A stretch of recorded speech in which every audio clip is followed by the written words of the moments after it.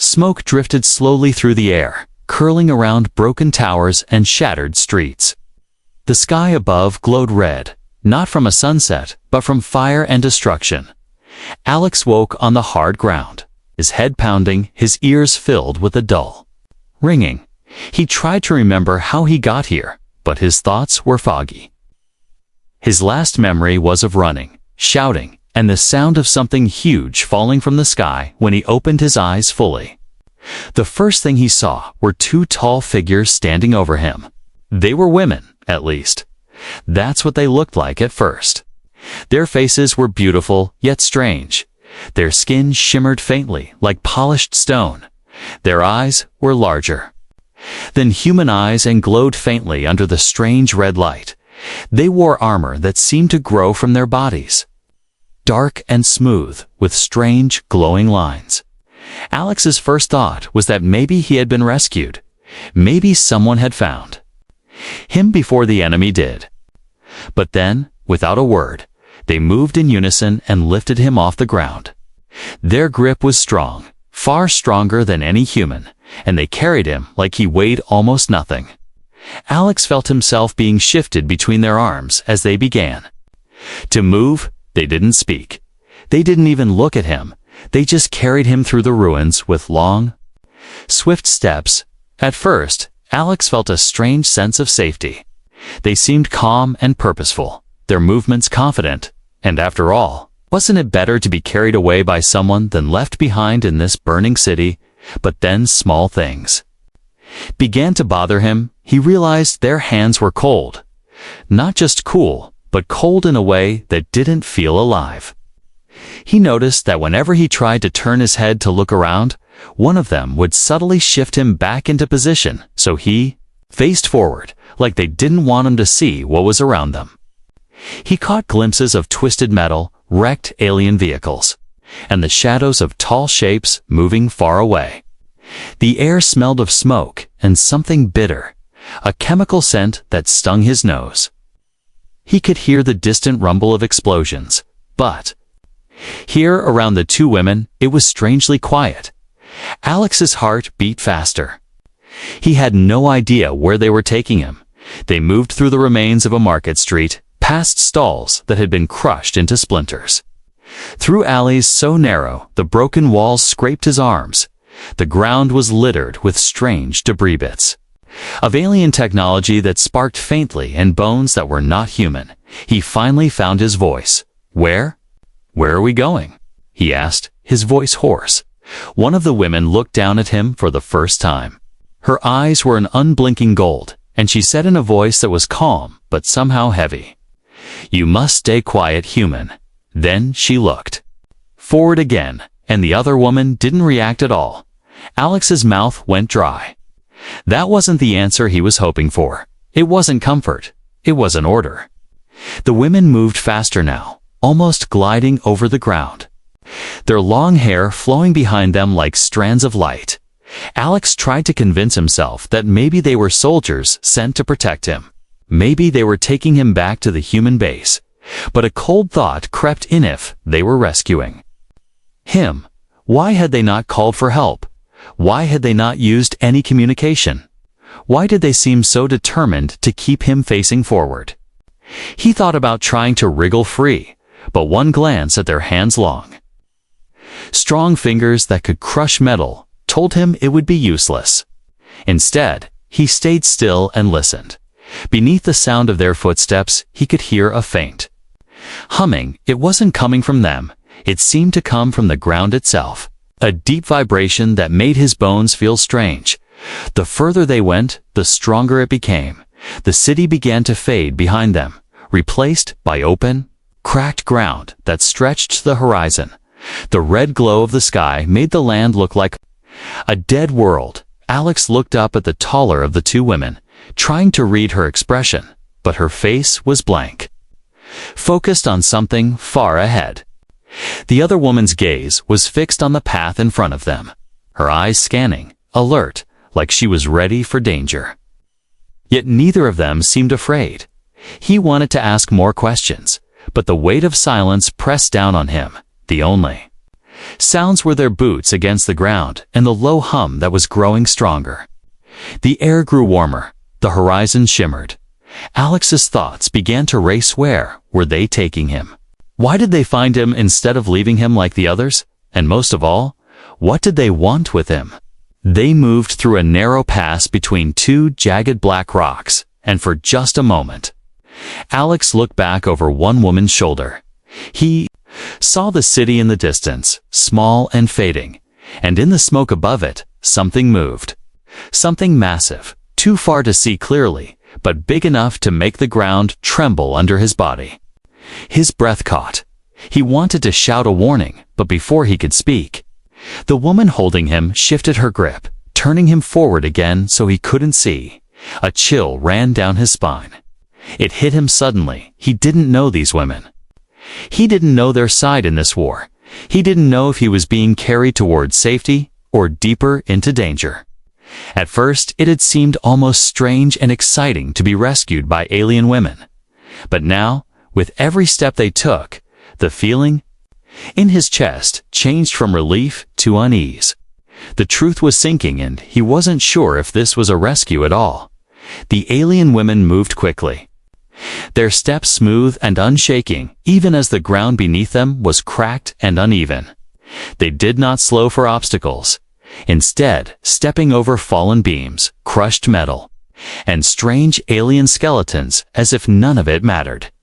Alex was still, being carried easily, his body shifting slightly with each stride. Their arms were strong, but their grip was not gentle. It was firm and unyielding, like they were afraid of letting him go. The silence between them was heavy, and Alex's mind was full of questions he could not ask. They passed what looked like the remains of a battlefield. Giant alien machines lay in pieces, their armor torn open like paper. Scorch marks covered the ground, and here and there, pools of dark liquid shimmered in the dim light. The smell was thick burnt metal, mixed with something sour that made Alex's stomach turn. The air was warmer here, as if the ground itself was still holding heat from whatever had happened. The women kept their eyes forward, never pausing, never glancing at the destruction around them. Alex tried to shift his body to see more of the landscape, but each time, one of the women adjusted her hold to make sure he was facing forward. It was becoming clear they didn't want him to see certain things. He wasn't sure why. Maybe they thought it would frighten him. Maybe they didn't want him to know where they were going. Or maybe they didn't want him to notice the shapes moving in the distance, tall and slow, almost blending into the horizon.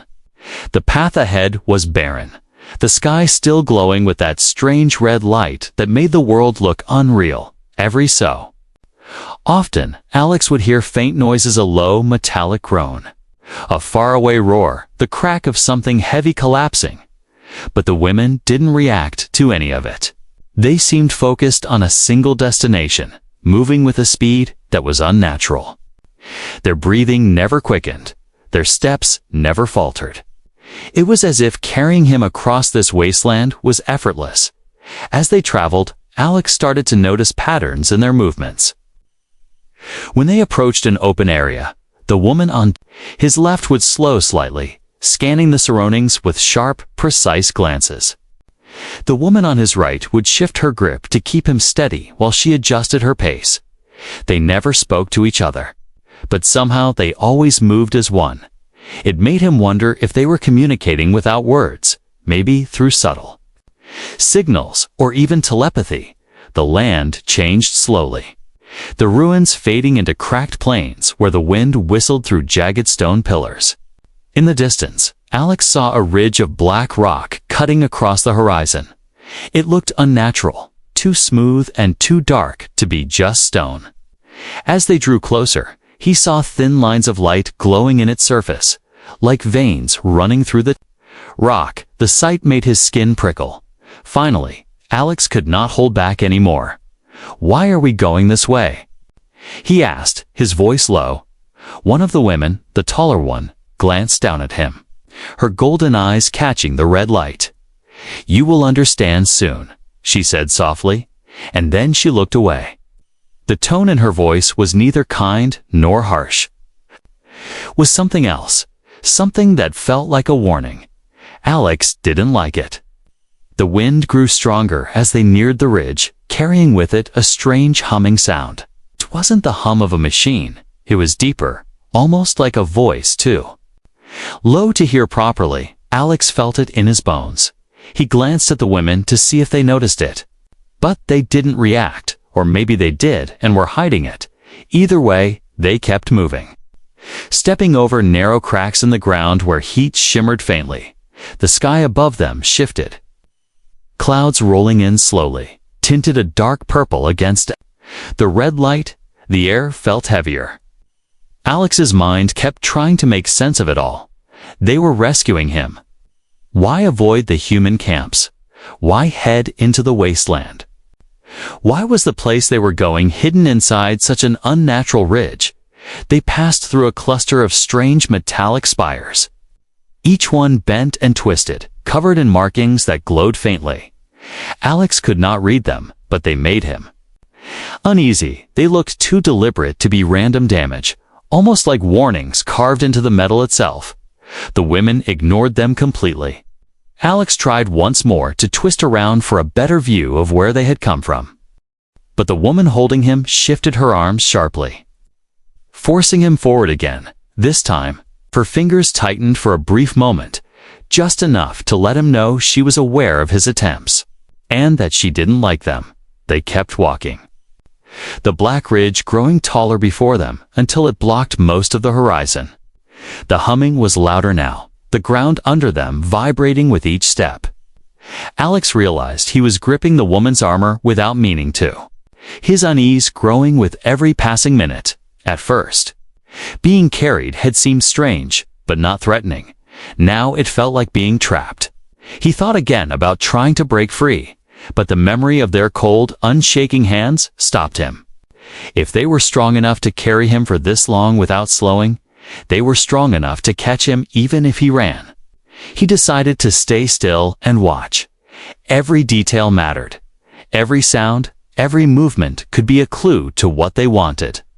The ridge loomed over them now, towering high above. Its smooth black surface broken only by glowing lines that pulsed slowly. Like a heartbeat, the women didn't slow. They walked straight toward a narrow opening in the rock. Alex's pulse quickened. Whatever lay ahead was hidden inside, and, judging by the way they moved, it was where they had been heading all along. He didn't know if he wanted to see it, but there was no choice. They were almost there, and soon. He would find out what this strange journey really meant.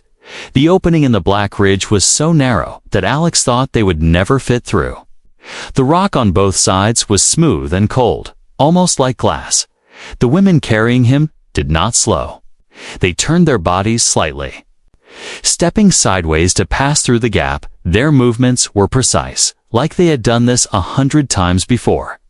Inside the passage, the light from the sky faded quickly, and the air grew cooler. The humming sound he had heard outside was louder here, echoing off the stone in a way that made it feel like it was coming from inside his own head. They walked for what felt like minutes in darkness. The only sound their footsteps and that deep vibration that never stopped. Alex strained his eyes until he saw faint blue light ahead.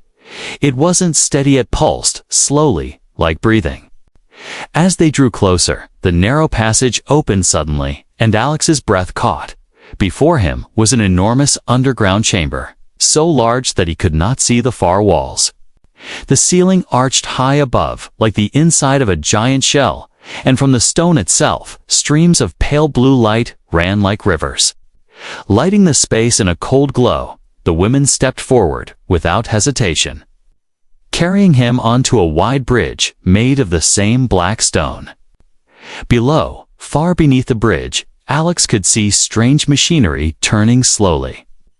Giant wheels, shifting plates, and coils that sparked faintly.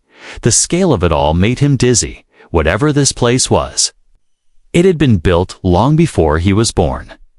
Maybe long before humans even traveled the stars. Shapes moved in the shadows at the far edges of the chamber, tall and silent, their bodies lit only by the blue glow. Alex tried to focus on them, but they seemed to melt back into the darkness whenever he stared too long. The women carrying him didn't react to the watchers, as if they belonged here, as if they were expected. At the end of the bridge was a circular platform, carved with intricate patterns that glowed faintly. The women stepped onto it and gently, though not gently enough for Alex to relax, set him down. The stone beneath his feet was cold. The glowing patterns were made of the same strange lines he had seen outside. They seemed to pulse in rhythm. With the humming in the air, Alex turned slowly, taking in more of the place.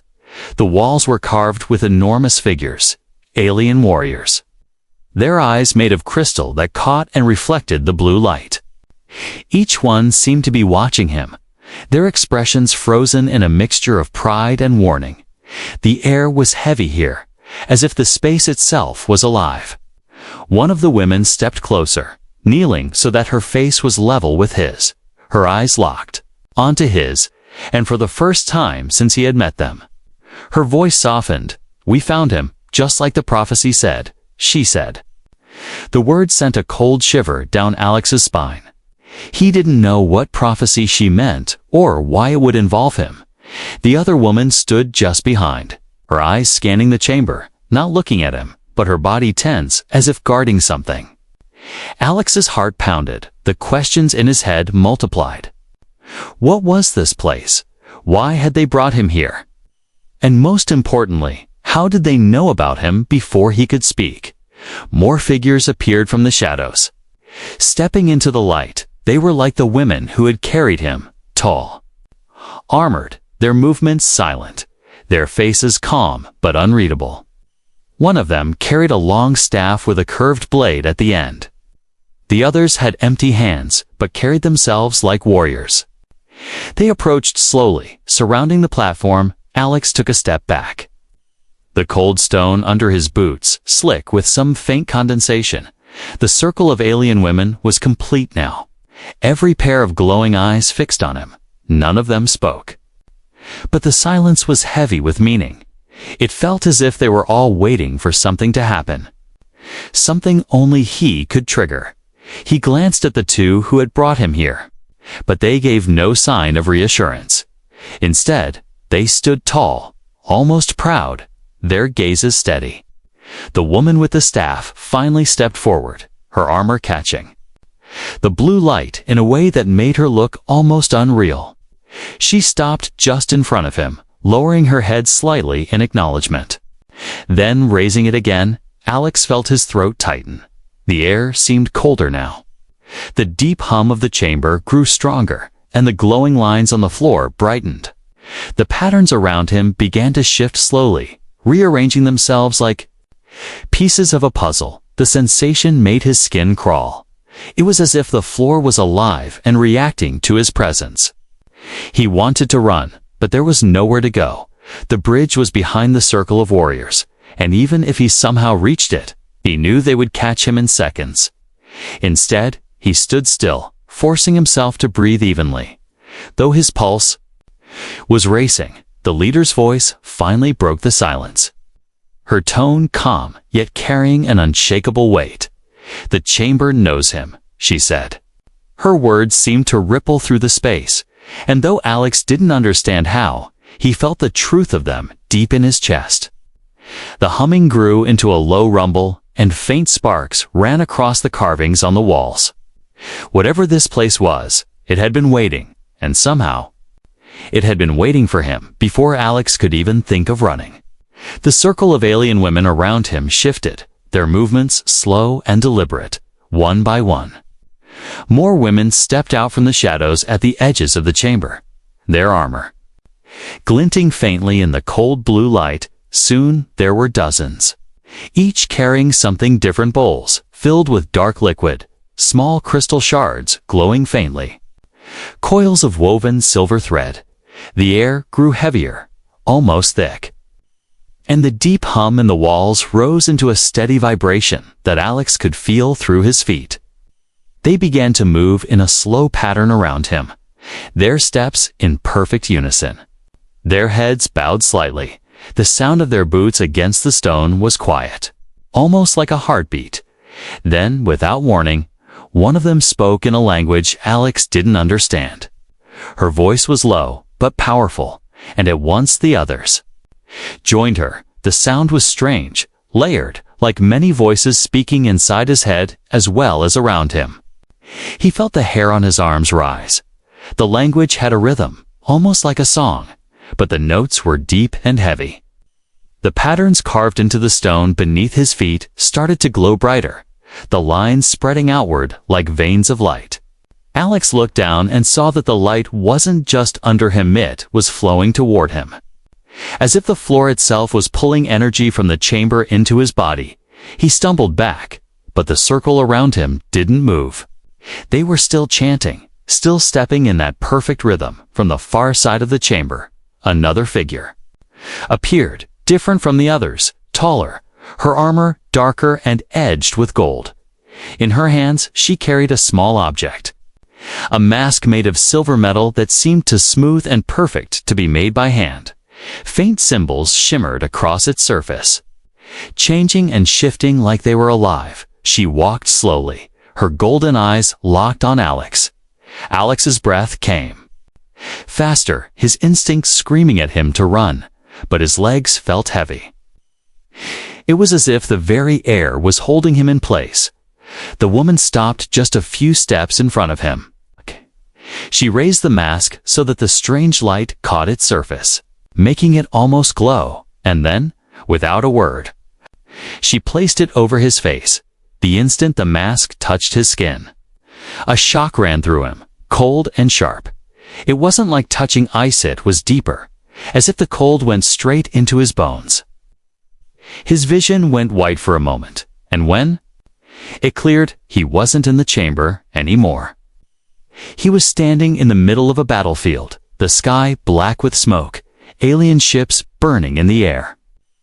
He turned and saw armies, thousands of alien warriors charging forward, but at their head stood someone wearing the same mask now on his face, and that someone was him. Alex staggered back, the vision shifting again.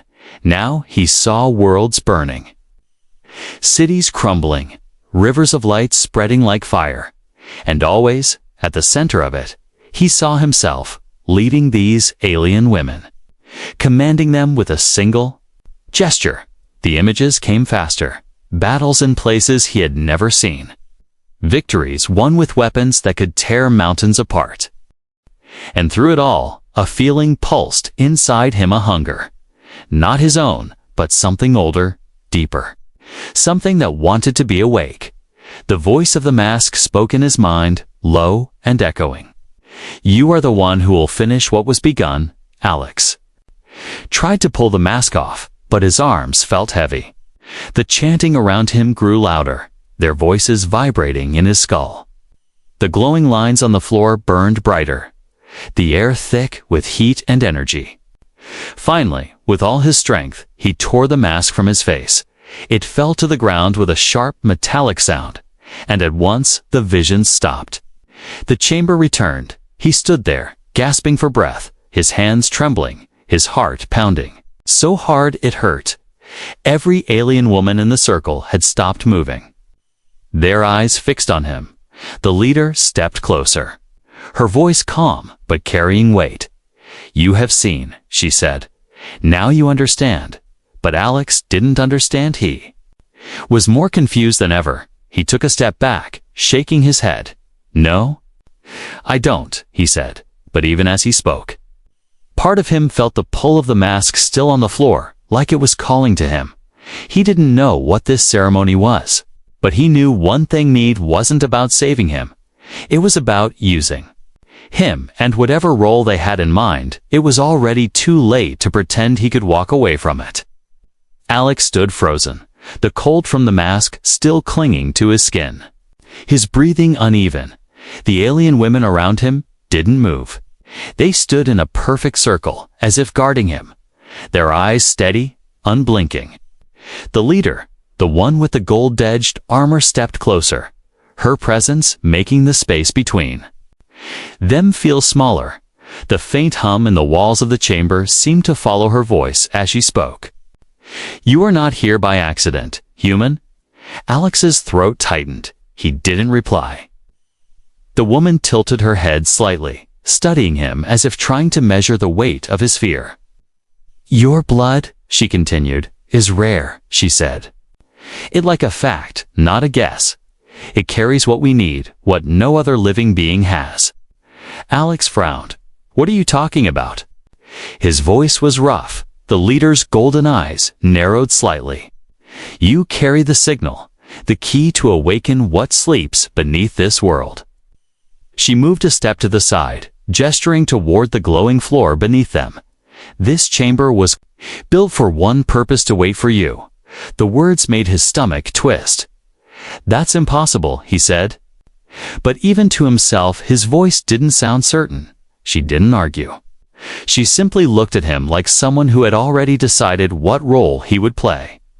The other women shifted slightly, their armor making faint scraping sounds as they stood straighter. The leader went on, "For centuries, we searched the stars for the one who could touch the weapon without being destroyed. Our enemies buried it here, thinking no one could claim it again. They were wrong. Your kind is not meant to be here. Yet fate has brought you. We carried you because no other hands can bring it to life." Alex's pulse pounded in his ears. The pieces were starting to fit together. The silent journey, the way they kept him from seeing where they were going, the strange way the floor reacted to him. This wasn't about rescue. This was about control. "So you didn't save me," he said slowly. "You took me." The leader's expression didn't change. "We took what was ours," she replied. "We will keep you safe, but only until you complete what you are meant to do." Her tone was calm, but there was no kindness in it. Alex's eyes moved around the circle, looking for even a hint of doubt on their faces. But they were all the same, focused, ready, waiting. He felt his chest tighten. "And if I refuse?" he asked. The leader didn't even blink. "You will not refuse," she said, not like a threat, but like a certainty. "Without you, we cannot awaken it. But without us, you will never leave this place." She let the words settle in the air. Alex knew they were true. He had no way out. The bridge behind them was guarded. The shadows at the edges of the chamber seemed to hold more warriors he couldn't see. The thought hit him like a punch. No human ship would ever find him here. He didn't even know where here was anymore. He thought of the city he'd left behind, of the people who might have survived, of Earth, of how far away home really was. The leader seemed to read his thoughts. "Your people cannot help you," she said softly. "But if you do this, you will live. More than that, you will rule." Alex shook his head. "I don't want to rule." The leader's lips curved into something that might have been a smile. "But it wasn't warm. That is because you have not yet seen the full truth." "Shh," she said. "When the weapon wakes, you will understand why this is your destiny." The women around him shifted again, and Alex could feel the tension in the air grow heavier. His mind raced. Part of him wanted to fight, to shout, to demand they let him go. But the other part, the part still haunted by the visions the mask had shown him, was afraid of what would happen if they forced him. He looked at the leader again, her golden eyes unblinking. "What is this weapon?" he asked. The leader's answer was slow, deliberate. "It is not a thing you hold," she said. "It is alive, older than your son. It chose our people once, but it will choose you now." She stepped even closer, so close that he could see faint patterns in her skin like marks burned into stone. "When it bonds to you, there will be no turning back." Alex's hands curled into fists, his voice low. "You think I'm just going to help you?" The leader leaned slightly forward.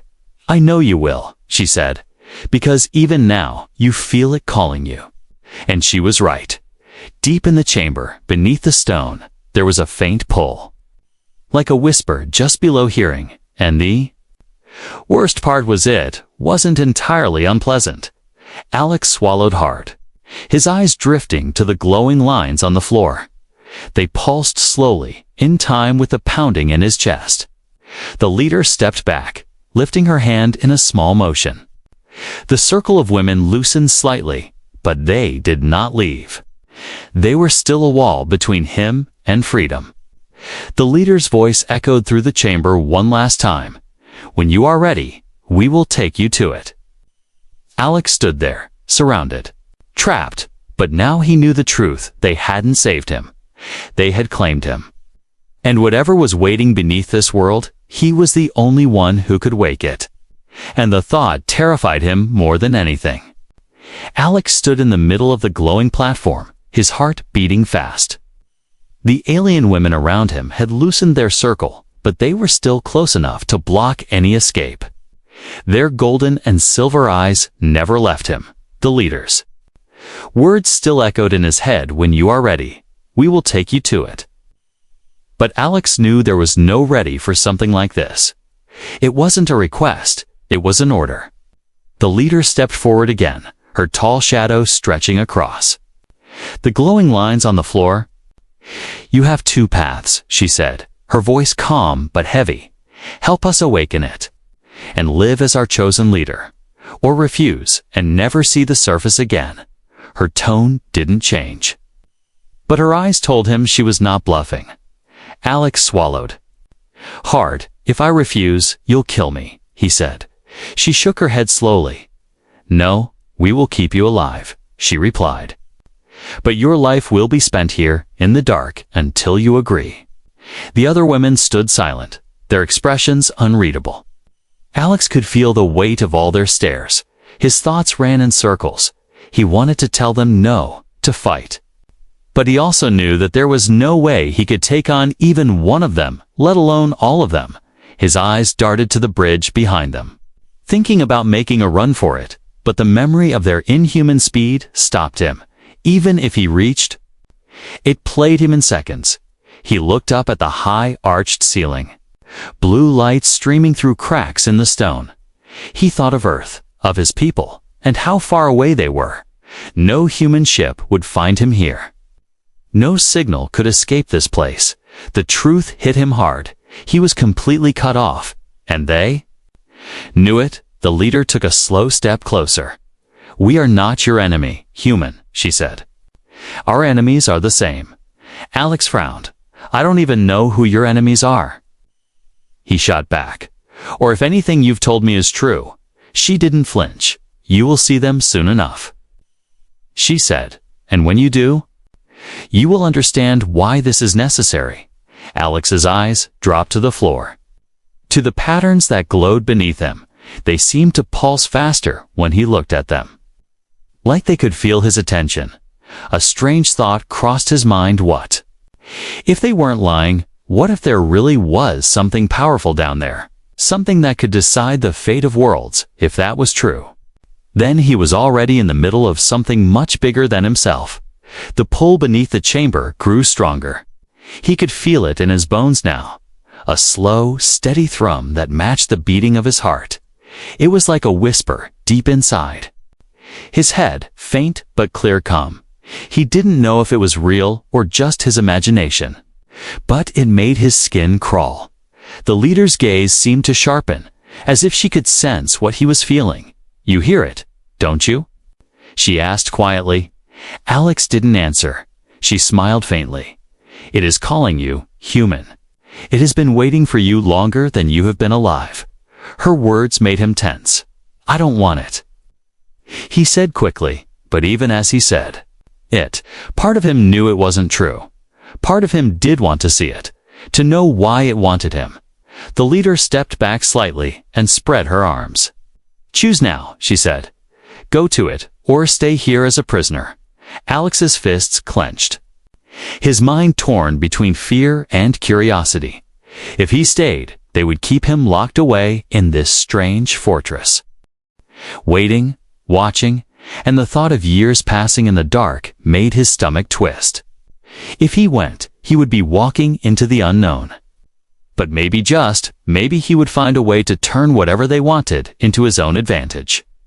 He took a deep breath, looking around at the dozens of alien warriors, their armor gleaming under the blue light. They were patient, silent, ready to move the second he gave an answer. He knew they wouldn't wait forever. The pull from below grew stronger still, like a heartbeat beneath the stone. Finally, Alex spoke, his voice steady even though his chest felt tight. "Show me the weapon." The leader's eyes gleamed, not with kindness, but with satisfaction. She made a small motion with her hand, and the women around him stepped aside, opening a path toward a massive archway at the far end of the chamber. The air there was darker, thicker, as if it was hiding something alive as they began to lead him toward it.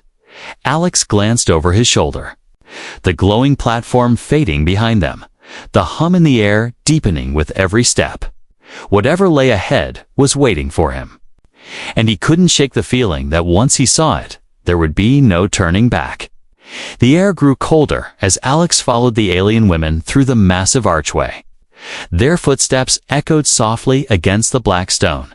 Each step felt heavier than the last.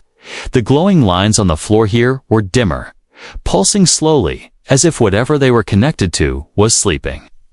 The corridor stretched far ahead, the walls lined with carvings of strange creatures and battles he didn't recognize. The images seemed to move in the shifting blue light, their eyes following him as he passed. No one spoke. The silence was thick, almost pressing against his ears. Alex kept glancing at the women around him, wondering if they were leading him to the weapon or into some kind of trap. But the pull in his chest, that strange, steady thrum, was stronger now, guiding him forward, even if part of him wanted to turn and run. The passage opened into a vast chamber, unlike anything he had ever seen. The ceiling rose so high, it vanished into darkness. At the center of the room lay something massive, half buried. In crystal and stone, it was shaped like a ship, but its surface was not metal-lit, looked alive, smooth, and black. Faint veins of light running along it like the pulse of a heart. Alex's breath caught. Even without touching it, he could feel it watching him. The alien women stopped several steps behind him, forming a line but leaving him space to move forward. The leader's voice was low, almost reverent. "There it is," she said. "The one who sleeps, the one who will rise again." Alex didn't move at first. His legs felt stiff. His instincts screamed that this was dangerous, but the pull from the ship was impossible to ignore. It was like a magnet in his bones, drawing him closer. He stepped off the glowing path and onto the crystal surface that surrounded the ship. The material was cold under his boots, cracking faintly with each step. The closer he got, the louder the hum became. It wasn't just a sound, it was inside his head now, deep and steady. The ship's surface shifted slightly as he approached, like a ripple across water. When he reached it, he hesitated, his hand hovering over the smooth black surface. The leader's voice echoed behind him. "Touch it," she said.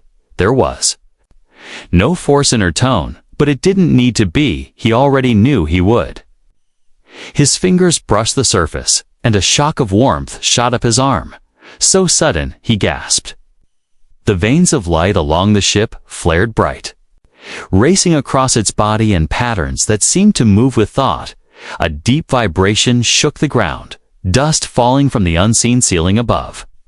Alex stumbled back, but a sound stopped him, a voice, not in the air, but in his mind, deep, resonant. "I have been waiting for you." His pulse quickened.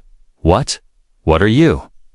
he thought, though he wasn't sure if he was speaking out loud or only in his head. The voice replied, "I am the last of what they could not kill. I am the edge of war. I am yours." The words wrapped around him like a heavy cloak. He felt a rush of images, worlds burning, fleets destroyed in moments, and always this ship at the center. The alien women fell to one knee, their heads bowed, some whispering words in that strange language. The leader looked up at him, her golden eyes bright with triumph. "It accepts you," she said. Alex felt the ship's surface shift again, This time a section of it opened, revealing an entrance lit with that same living light. He took a step toward it, but stopped. A question burning in his mind: if I go inside, what happens? The leader's answer was simple: you will wake it fully, and it will bond to you. The voice in his mind spoke again: when I wake, you will be more than you are now. Alex's hands trembled. Part of him wanted to run too. Get as far from this thing as possible. But the other part, the part that remembered the visions from the mask, wanted to see what was inside, to know the truth of why it had waited for him. He looked back at the leader, then at the line of 20 warriors behind her, their faces calm, patient, unyielding. There was no turning back. Taking a deep breath, Alex stepped into the opening. The light inside the ship washed over him, warm and strangely comforting. The hum became a steady heartbeat in his ears. And the moment his foot crossed the threshold, the entrance sealed behind him. The alien women outside did not move. The leader only lowered her head and whispered, "It begins." Inside, the ship's walls pulsed gently. As if alive, lines of light flowed along them, adjusting to his movements. The voice in his head was clearer now. "We are one," it said. And with those words, Alex knew his life was no longer his own, whatever came next. He had stepped into something that would change him and the galaxy forever.